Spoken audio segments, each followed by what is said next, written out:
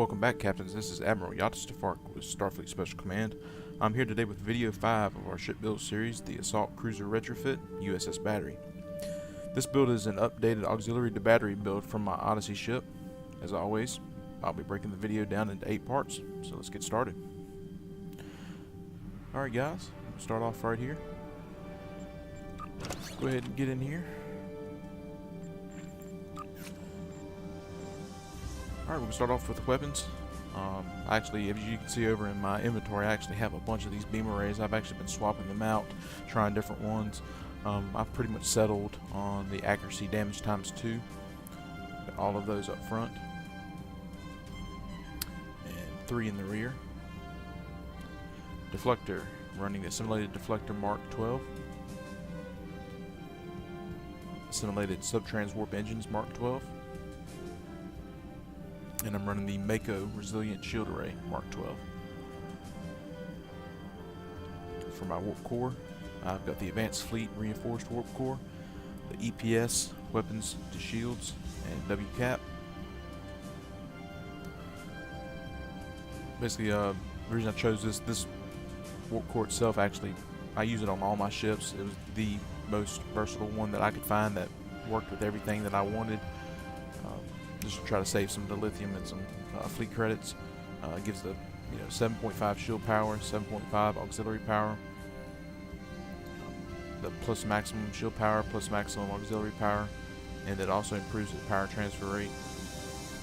And then it also adds that 7.5% of the weapon power to your shield power, which helps out on the escorts. So, and then it has the weapons capacitor for if your weapons go offline.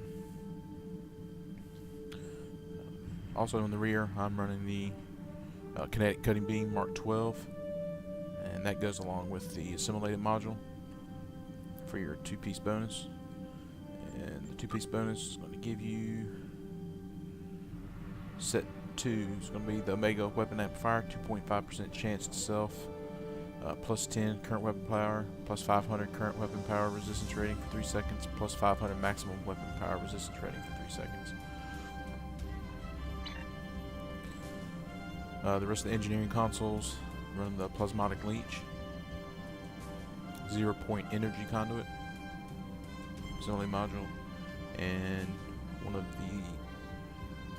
the engineering enhanced neutronium alloys from the Starbase dilithium fleet holding. That's got the 18.8% flight turn rate, and then your all damage, energy resistance, and kinetic damage resistance. Devices, subspace field modulator, and weapons, auxiliary, and engine batteries. Science coils running the Mark 12 mid-array minus threat plasma. If I was running plasma beams, it would actually help out a lot with the 9.6% plasma damage. I'm not really a fan of the plasmas. I just haven't been. I've kind of got on this nanite disruptor kick. So, but basically, what this the minus threat does, it reduces threat generation by 63.8%, but it also adds 31.9 Starship shield emitters, so it helps with the shield shielding.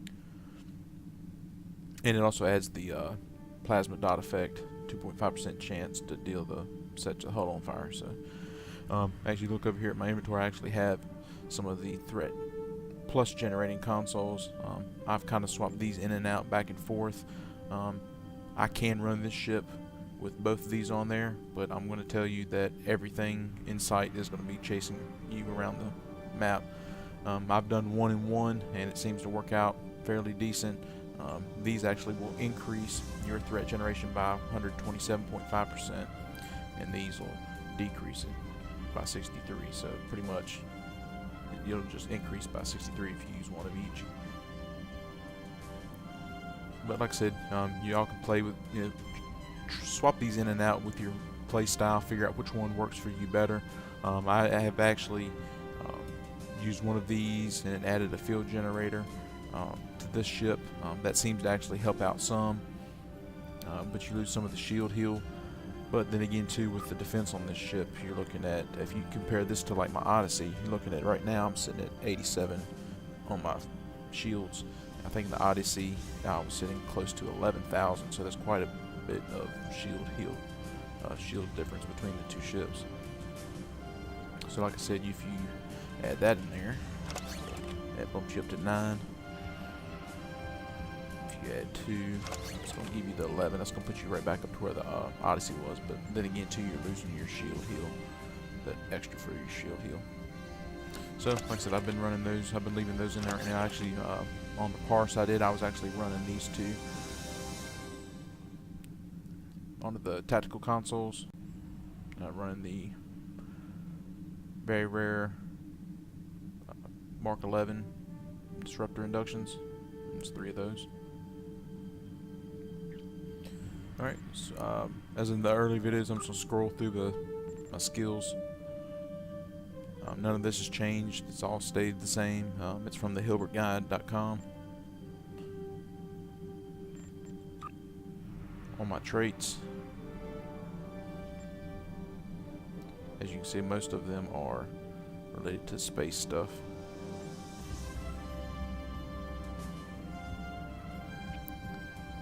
Go ahead and go to the bridge officers. For the Lieutenant Universal, I'm running the Transfer Shield Strength 1 and Hazard Emitters 2. As the hazard emitters on this ship is pretty much my only hull heal. Some people don't like doing it, but what I found using the auxiliary batteries, like I said on my Odyssey video, you hit the auxiliary battery right here and pop that, and it's a pretty hefty shield heal. Hull heal for your ship. So that can usually bring you back from pretty much being 10% hull. It'll pretty much hit that with a reverse shield polarity. Will pretty much bring you back from death right at the edge of it. So the transfer shield strength, I actually just put the transfer shield strength back in here. I'd actually been running a polarized hull just to help out with the tractor beams because I find them very annoying. It's not that I have to get away, it's just I hate being stuck in one spot. You never know when you're going to have to help out somebody. So I actually did just stick that in there. I'm going to do a little bit more testing with the transfer shield strength to see if I like it there or not. I might just end up going back to the hazard emitters. The polarized hull. It just depends on how everything works out.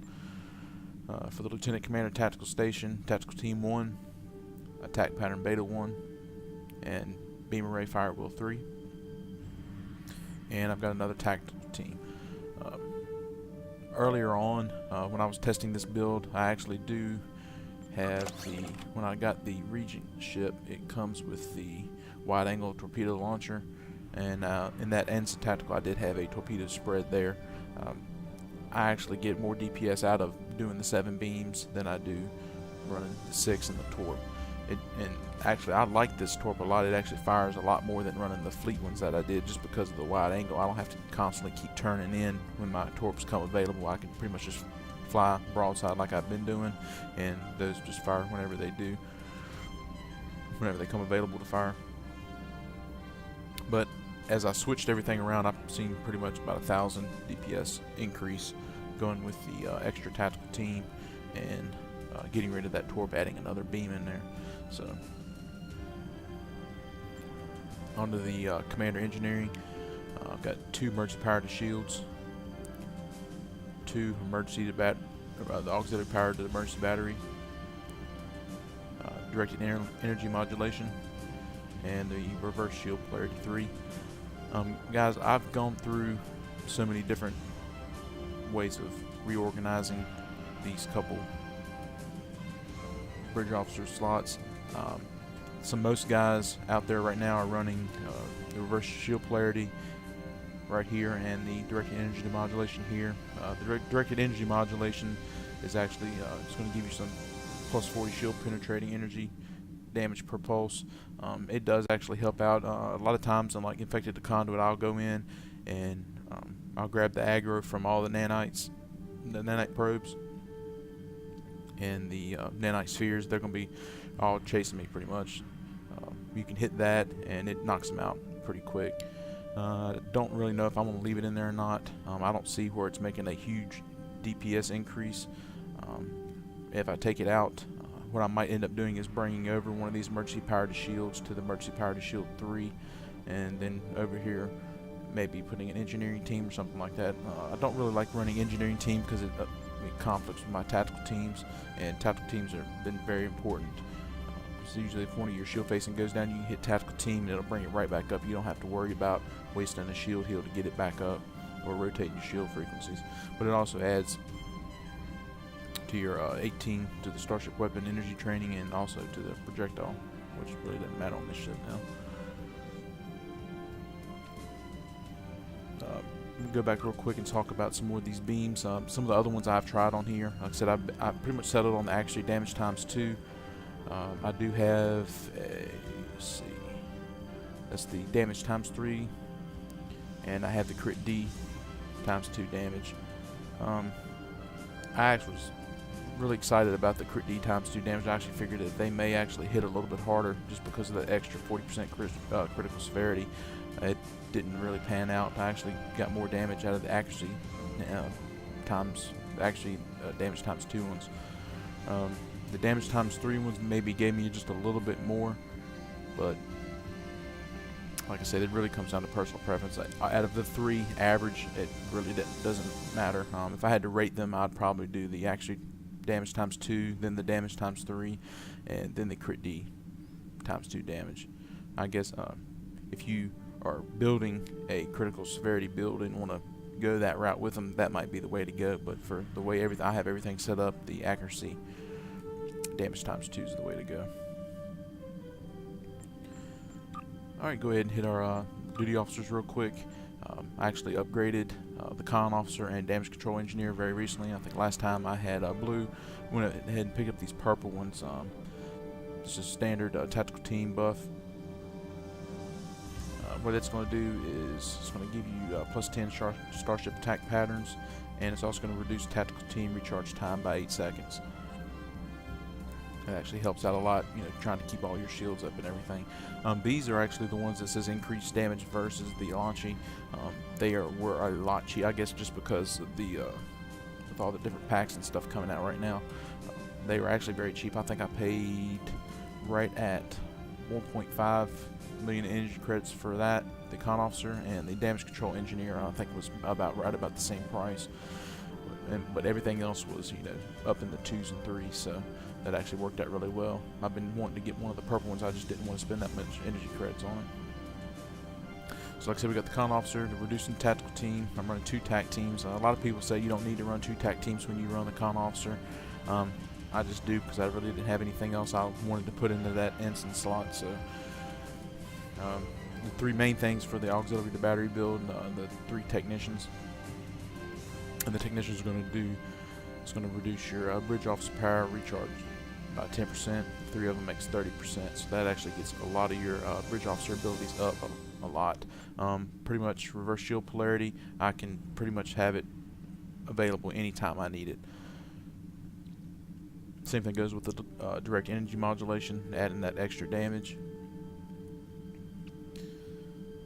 And then at the bottom I have the damage control engineer.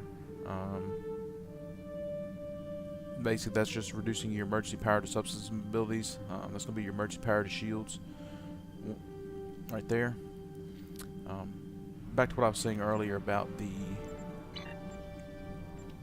maybe dropping the directed energy modulation.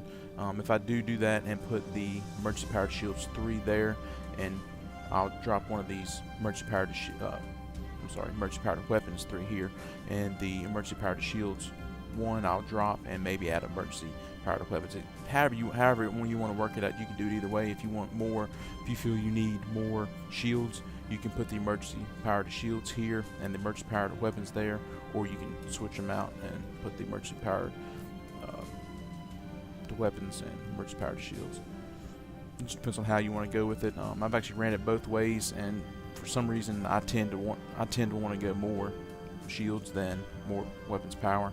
It tends to work out better that way. I end up staying alive a little bit longer, especially when you're drawing a lot of the aggro. Alright, I'll move on to the reputation level. Start right here at task force. As in my last video, y'all already know that I'm now tier 5. Mega weapon proficiency, weapon training, regenerative shield augmentation, Omega Graviton amplifier, and medical nanite cloud. Kara, almost done with tier 3. I haven't really done too much of this. The only thing I'm thinking about changing is the shield penetration. I'm actually thinking about doing the fortified hull because it gives plus 5% to hull. I might end up changing that out. New Romulus just finished tier 5 as of last night, running the enhanced personal shields, precision, reactive shielding, emergency secondary shielding, and the quantum singularity manipulation. I haven't really even tested much of that. I don't know if it's going to be a benefit to the auxiliary to battery or not. We'll just see. I'll do some testing, maybe leave a note in the comments section, let y'all know how that turns out. As of right now, everything's pretty much key bound, just like it has been on the rest of my builds with auxiliary to battery and the escorts. Tray 7, if you go to thehilbertguide.com, you'll see his keybinds and tells you how to set it up. Run the 2 emergency powered shields first, the 2 auxiliary to batteries, attack pattern beta, beam fire at will, and I actually added the tactical team on there just to try to keep it up as often as possible. I haven't decided on if I'm going to leave it in or out. As of the parse that I'm going to show y'all here shortly, this was in here, so I actually do think it actually added a little bit of DPS to it and actually helped out with keeping the shields up. And running the subspace field modulator and the fleet support 2. As you can see, I've kind of changed up my UI on the thing. I used to have all my bridge officers over here. I have since condensed. This is probably the way it's going to stay. I like having everything right here real close. I don't have to constantly move the mouse back and forth trying to get everything. A lot of people use the actual numbers, using control and all that other stuff to activate those. I'm not really a keyboard person. I've been using the mouse to do everything. Use my keybinds, flying the ship and tapping spacebar to activate, and then if I need any of my other abilities right here, I can just bring my mouse over and click, and then I can click and rotate the camera as I need to see what's going on. Alright guys, the last thing we're going to talk about is the parse. I'll show that right here at the end of the video, give you all an idea of kind of the damage this thing's getting out of it. As everything sits right now, it's sitting right at 11,000 DPS. I'm actually really enjoying this ship. The difference between this and the auxiliary to battery on my Odyssey, this ship tends to be a little more squishy. The auxiliary to battery on the Odyssey took a little bit more damage. I really didn't have to watch everything. On this, I have to watch it a little bit more, keep an eye on my shields, keep an eye on my hull health. But as of this parse I just ran, it actually, I really didn't, these threat reducing consoles make a big difference in the aggro you draw. They tend to target everybody else and pretty much leave you alone. This last one I did with these 2 on here, I didn't even use a reverse shield polarity or a hull heal, the hazard emitters. The whole STF didn't even need to do it.